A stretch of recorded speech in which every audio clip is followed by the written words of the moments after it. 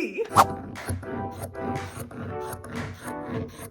No, but seriously, and this is an old ultrasound. The baby is much bigger than that, and I can prove it. You guys have been hiding this from you. I've been tired, burned out, offline, checked, like off the grid.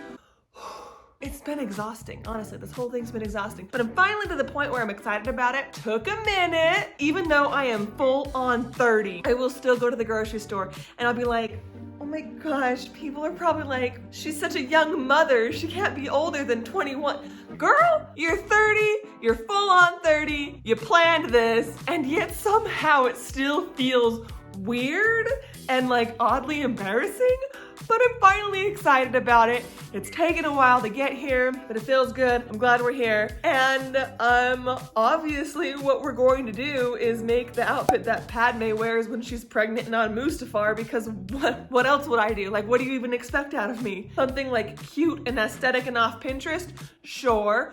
Or we could swing to the other side of the dial and just go full on Star Wars. So that's what we're doing today. Secretly, it's already been made. I'm looking at it right now, but you're about to see me make it. And honestly, I'm just really excited to not have to hide this from you anymore. Not that I even had to hide it in the first place, because like I didn't. I just like couldn't talk about it because my brain, metaphorically, my hand was just over the panic button for months. Just waiting to hit the panic button. And I won't lie to you, the panic button got absolutely smashed a couple of times, but we're feeling a lot better about things now. So let's make this cosplay in this house we craft in pajamas. As always, let's get to it. Getting straight into it, I am using Simplicity 1586 to help me pattern the base for the tunic. This is a pattern that I have used for years, and while it's not foolproof, I do trust it, and I know how it works, I know how it sews together, plus it already has one of the princess seams that the Padme Mustafar outfit has, so I might as well just jump right into it and go with this pattern. I highly recommend this pattern to anyone wanting to learn how to do princess seams because it's a really simple design. The pattern is part of the Amazing Fit line by Simplicity, which means it has multiple fit options that you can mix and match. That being said, I recommend learning how to do this pattern on like a stretch fabric material. It's going to be a lot easier. I know that my tunic material is not going to be very stretchy / not stretchy at all, so I'm doing a full mock-up on a bed sheet that also doesn't have any stretch, just so that I can make sure I have everything right and it's gonna lay okay, because I don't want to waste my time and money and material just guessing. So we're doing a mock-up. I typically don't do mock-ups, which I mean, that's a really bad habit to get into, but I sew enough to know what fits my body and how to modify it. But remember,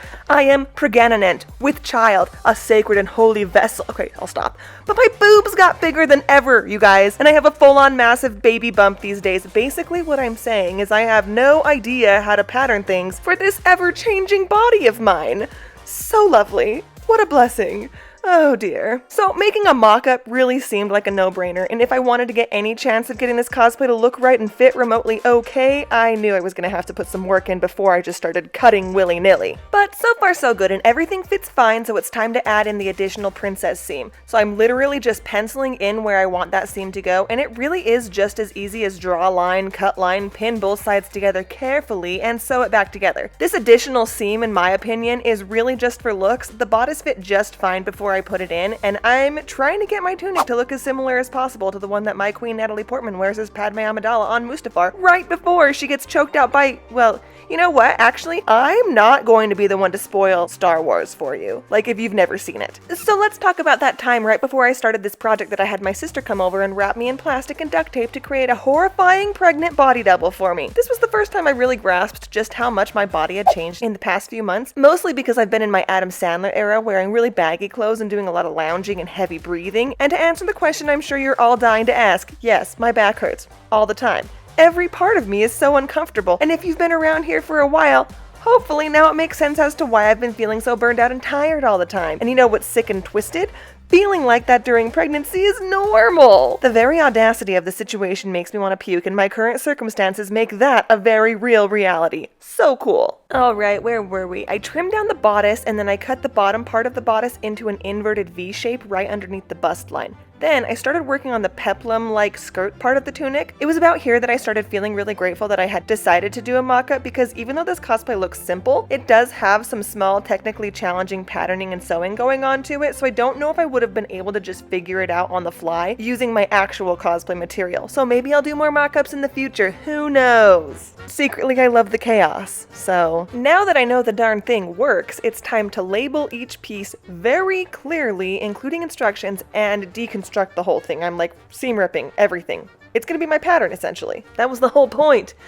That was the whole point! Yesterday I got everything kind of patterned out. I feel like it's gonna work okay, and so today I'm gonna actually cut out my suede, which, by the way, getting this was real tricky because there's just not a lot of suede available right now on the internet. At least not suede that's like comfortable enough to wear, and this is just barely comfortable enough to wear, so I don't really know how this is gonna work. There's a hair. But I feel like if I just follow the pattern that I made and do my best, I can make it work one way or another. This does not have to be perfect. It's not like I'm like submitting this for some prize or something. It's just, I wanna make this costume and I wanna wear it to my local convention. That's it. It does not have to be 10 out of 10. I'm fine if it's just like 5 or 6 out of 10. Lower than that, I might just start over. I think I have enough to maybe make 2. I don't know why I ordered so much of this fabric. Again, you guys, getting a hold of this fabric was a nightmare because I ordered fabric from like 3 or 4 different sites, and each time I would order it, they'd be like, oh, that's out of stock. Oh, we don't actually have that anymore. Or we can't ship to you. And I was like, that is ridiculous because it's just micro suede. Like, I remember when micro suede was like all over the place, and maybe it's just kind of like more of a fall thing, and currently it is the summertime, so maybe that has something to do with it, but regardless, we're getting going on this. Yeah, I would have liked to find a stretchy micro suede, but I literally scoured the internet for weeks trying to procure a decently stretchy suede fabric, but I guess June and July just aren't peak suede seasons? Now that it's almost October, you can get it just about anywhere, but that's why I ended up using this light upholstery fabric. It gets the job done, but if I were to make this cosplay again, I would definitely hold out for something stretchy and maybe a little bit more breathable, because it turns out upholstery suede, even if it's the light kind, is not breathable and you'll get sweaty. Or at least I got sweaty. Yeah, it was not great. But it was okay. Like, you know what I'm saying? Like, it wasn't the best, but it also wasn't the worst. Like, I'd do it again, but if I had the option to do something stretchy and breathable, that's what I would pick. Anyways, all of my mock-up pieces get used as pattern pieces for the actual fashion/cosplay fabric, and I make sure to write myself notes and instructions like add extra seam allowance and expand neck hole. Plus, I label each piece so that there would be no confusion for which piece was which. Then it was just assembly time. I had already sewn this together the day before in the mock-up, so I really didn't have to use a lot of brain power to put it all together, which is great. Because remember how I'm pregnant? I guess your body really does divert all its energy and power to the growing baby, and as a result, you can't think as straight as you could before. Like, I feel like every day it gets a little bit more difficult to communicate concepts and stuff. I don't want to say I'm getting dumber, but I kind of feel like I'm getting dumber. My word recall is abysmal, and my processing speed has been cut in half. They say it all comes back to you after the baby is born, but I'd like that part of me back now, please and thank you. I've never been very forgetful, and now I'm like, where did I put everything? Nothing is where I think it should be, but like, this is happening to me all the time in a very real, physical, literal, and metaphorical way, and I'd like it to stop. This video is so full of tangents, and I apologize from the depths of my cognizance. So I'll tell you all what just happened. I assembled the bodice, pressed all the seams open, and then I top stitched all the bodice seams on both sides of the seam to mimic the look of Padme's outfit. Then I attached the peplum skirt part of the tunic to the bodice and hemmed the bottom hem of the tunic. I did that with like a wide double stitch. Did the exact same thing for the arm size, and I called it good. Like, it's fine, right? It looks fine. I guess I could have added a lining to the thingy, but like, I didn't really want to, and so I didn't. That's a terrible reason why not to, but that is what it is. Installing the zipper is always a little bit tricky, and the way my back now curves to accommodate the weight of my baby bump makes installing zippers particularly more difficult. So you are only going to see me try to install this zip once, but please know it took many attempts, and what you are witnessing is just the best and most presentable of all the attempts. This is the 3rd day of me working on this cosplay, and I will just tell you straight up, I was losing steam on this thing, and I felt like I needed to sleep for a week just to think clearly. The zipper almost broke me, and I almost just threw this whole thing in the trash. But luckily we persevered, and I was able to get things to lay flat and look okay. And I mean, like, it works. It's a little hard to zip up on my own, and now I can't zip it up on my own at all. But back then I could. This was like 2 months ago. Look how happy I am. But also shocked? But like, look at that. It's not even that. It's good. It's fine. It's fine. I mean, yeah. I'm sorry. I'm at a loss for words because just looking at me, trying this on and thinking, oh my goodness, she's a mammoth. She's massive. She's a planet. I'm so much bigger now than I was when I filmed this, and that's my mind is out here playing tricks on me yet again. Okay, here we go with the collar. This is the collar shape that I came up with. This is where my costume really starts to deviate from the original screen accurate version that Natalie Portman wears, because her collar is not open in the back. It goes all the way around like it's one piece. Mine does not do that, and that's for a couple of reasons. First of all, the zipper in the back, I just didn't want anything blocking it. Second of all, I was afraid I wasn't going to be able to get my head through the head hole if I did a closed collar all the way around. And third of all, remember how I'm tired and exhausted and pregnant and tired and exhausted and pregnant? I could not brain power think my way anything more than this. This was it. This is all I could come up with. This is the best I could do. So I slapped it together, sewed it on, called it good, and I'm not going to be bothered that it's not like 100% screen accurate. Again, this is not going to be like a Rebel Legion cosplay thing. Have I been part of the Rebel Legion before? Yes, I have. Did I enjoy it? Not really. I didn't enjoy going out and trooping as much as I thought I was going to. So now I don't feel pressured to make things screen accurate like I once did. I just want to make things and enjoy it for what it is. Bottom line. Let me tell you something. Getting this Naboo crest embroidered onto the suede fabric has been an ordeal, okay? First of all, let's just, this looks really nice. I'm really, really happy with it. Even the back looks nice. Now, how did we get here? Like a month ago, I started looking for people online who were selling this crest, and I was just gonna buy it. I couldn't find it anywhere. So I went to Fiverr, and then I just paid someone to make it, and it was like 10 bucks. But, so it sat in my inbox for like 2 weeks, and then I finally got to the part in the cosplay where I actually needed to see if it worked or not. And everything I did wasn't working. Didn't work. And I was this close to just going to the Fiverr account of the person who I bought it from and being like, you screwed up, and I don't like your business, and I'm never ordering from you again, and I am just so upset and mad, and this is the worst thing that's ever happened to me in my entire life. I want to stress that I was willing to ruin someone else's business over this embroidery file. And do you know what the problem was? It was me. I was the problem. I hadn't switched over my presser foot from like the regular walking presser foot to the actual embroider presser foot. Of course it wasn't working, dummy. Like, that's like the first thing you learn when you learn how to freaking embroider something is how to put the machine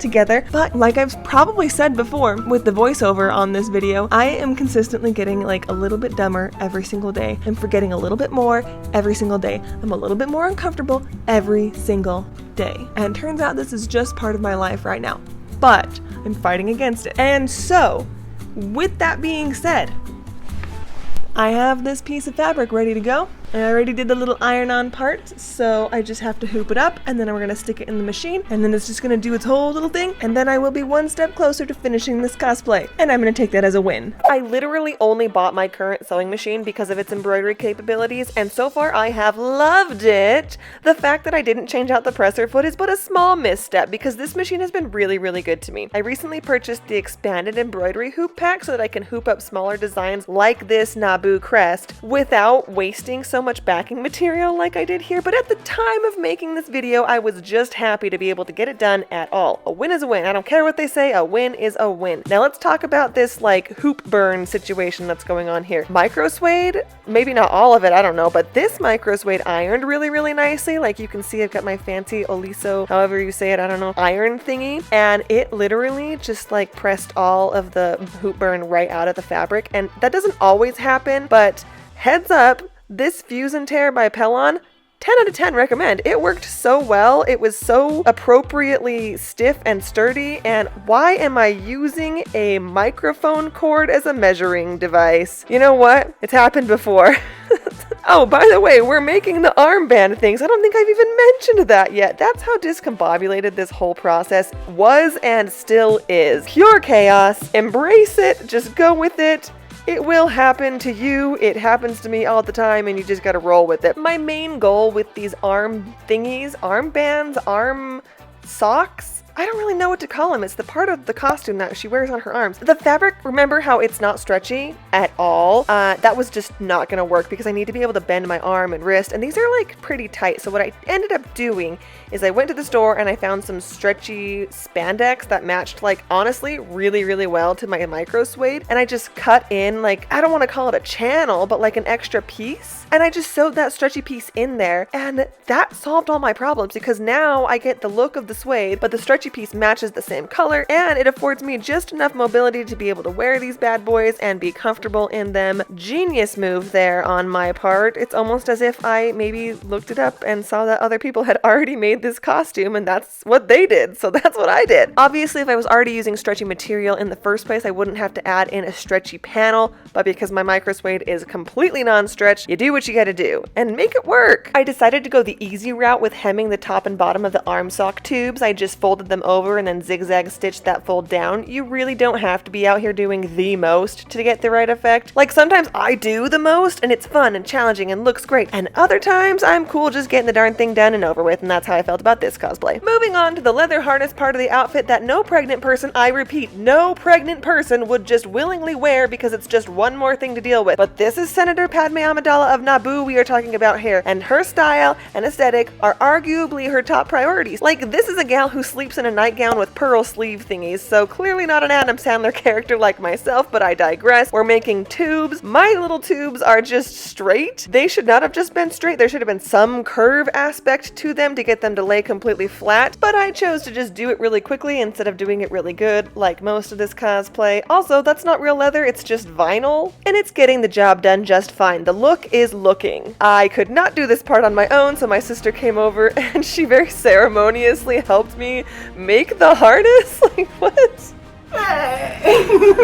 Yeah, always a good time with her around. She's in Guam right now. Hello, Katie, on the other side of the world, if you're actually watching this, because I don't know what you are and are not, like, allowed to watch and stuff. But so I've got all my little pieces clipped up and ready to go. I'm just gonna stitch them in place so they don't move or go anywhere. Could I have added an attachment like a Velcro or a magnet or a hoop or some sort of closure? Absolutely I could, but I was not about to do that because I figured I could just squeeze it on my body. That's where we're at, folks. My amazing friend Bridget 3D printed the brooch pieces for me, and I headed outside to sand them into 3D perfection. I thoroughly underestimated how much time I was willing to put into sanding these things. I sanded them for about 15 minutes. If I spent 3 hours sanding these, they would look so good, but guess what I'm not gonna do? Not gonna sand anymore. This is what it's gonna be. I just gotta cut myself off somewhere, and this is the cutoff line. It's time to spray, ready to be done with this. As a side note, I did do a special layer of like 3D printed primer spray stuff before I painted them gold. Apparently that helps. I almost just spray painted those little brooches like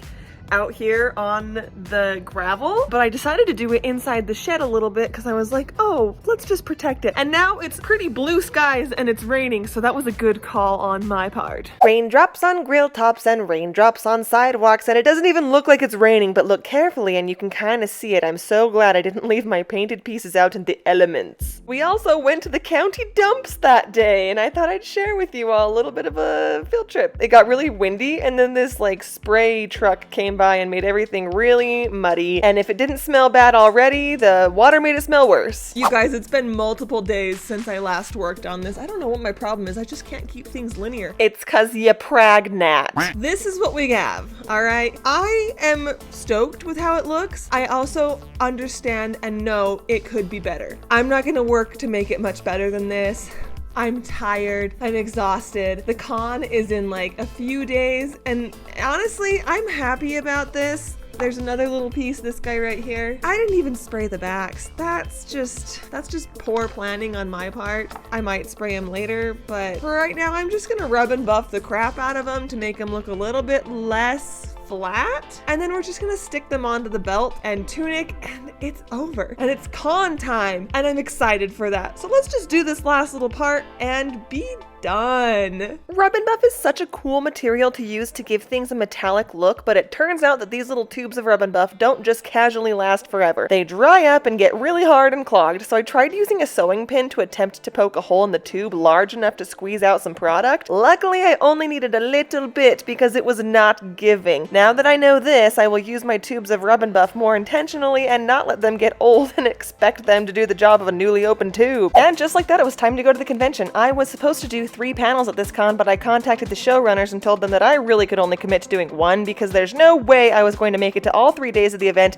and be pregnant. But the 1 panel I did end up doing went really well. I think I'll do a video sharing the content from the panel, but like a cleaned up version where I don't say or mention how sweaty I am 30 times. I got to hang out with some of my cosplay friends and walk the con floor, but we really only stayed for a couple of hours because I'd never worn these boots before. New boots plus swollen pregnant feet don't equate to a good time. So we went home and took this lame video of me showing off the costume because I just didn't think that I was gonna be able to like put good pictures of it together, unfortunately. Maybe I'll do that sometime in the future, and if I do, I will either put the pictures up on my Instagrams or stories here on like YouTube. I don't know, guys. Kind of a little bit of a letdown, but it is what it is. Anakin, you're breaking my heart.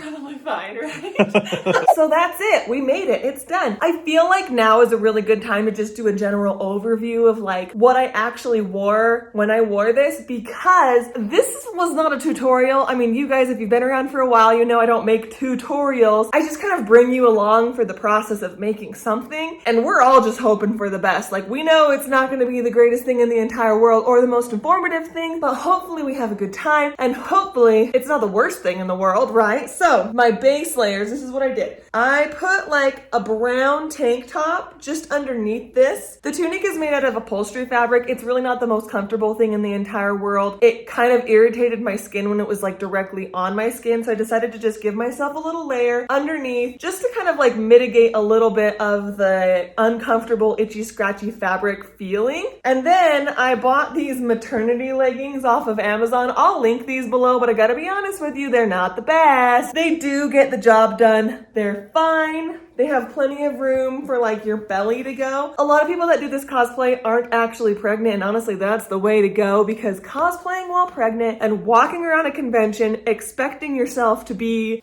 friendly and happy when you are visibly uncomfortable and sweaty, guys, it's a whole other thing. It's like putting on a whole production by yourself. But these are the leggings that I wore. Again, not the best, but they did get the job done. Obviously a pair of socks. If I had not worn these, I would have probably legit had issues, because the shoes that I wore, these are not screen accurate by any means. I think she wears like suede boots with almost no decorations. This I already had in my closet. They were brown, they were the right height, and so I was like, I'm just gonna wear them, it'll be fine. I had never worn these shoes before, and when I put them on, I was like, no, these feel good, these feel fine. Within 15 minutes of wearing these, mind you, 15 minutes after putting these on, we were just in the car on the way to the venue. We're not even there yet. I could feel my foot starting to swell and expand, and I was like, oh, I've made a huge mistake. But I persevered and tortured myself for the aesthetic and look of it all. They didn't work very well as far as comfort and wear go. The look, I think, was fine. All right, moving on to the tube sock arm thingies. These worked surprisingly well. The main issue with them is that they were a little bit hot, and after a while, they just didn't want to stay up anymore. I think if I had made them out of actual stretch micro suede, that problem would have been solved. Again, there was no stretch micro suede in this color available to me at the time of actually purchasing things for this cosplays, and this is not a material you can just casually find in bulk at the thrift store, so I did have to buy the material for this project. But I think overall these hand arm sling tube thingies worked out just fine. They got the job done. The belt thing, I could have put a clasp or something on the back to make it easier to get in and out of. I can get my shoulders to collapse quite small. I've never had a problem problem with like squeezing in and out of things as far as my shoulders are concerned. So that's why I didn't do like a clasp or Velcro in the back of this. The little 3D printed brooch pieces, I really like. I think they worked out just fine. No complaints there. Thank you, Bridget, for doing that for me. You are an angel. Like I said in the video, I made these pleather vinyl straps just a straight line. Honestly, it needed a little curve here, it needed a little curve here. But considering the fact that I only worked on this for a few hours at a time and it took me maybe 2 weeks to put together, just like working in small little chunks, I'm not mad about it. It's just okay. Could be better. I'm not gonna change it. If I wanna wear this again, I feel comfortable wearing it again. And then the tunic itself, the tunic was just,